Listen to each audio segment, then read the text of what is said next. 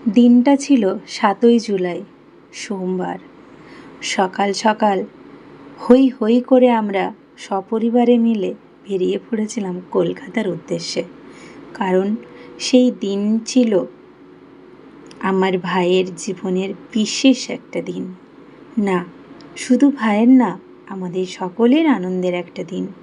দীর্ঘ ৮ বছরের ভালোবাসার পূর্ণতা পাওয়ার দিন। কলকাতা পৌঁছাতেই ভাইকে বরণ করে তুলে নিল মাসিমণি, মানে ভাইয়ের শাশুড়ি মা।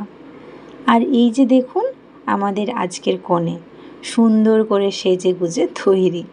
দুজনকে পাশাপাশি কি সুন্দর মানিয়েছে, তাই না বলুন? সবাই মিলে অনেক ফটো তুললাম, মজা করলাম। এবার সেই আসল মুহূর্ত, যার জন্য এতদিনের অপেক্ষা। শুরু হয়ে গেল রেজিস্ট্রি ম্যারেজ এর নিয়ম কানুন, তারপর একে একে আংটি বদল, মালা বদল। সকলের আশীর্বাদে আজ পূর্ণতা পেল ওরা দুজনে। শুরু হলো নতুন করে পথ চলা, নতুন করে পাশে থাকার প্রতিশ্রুতি।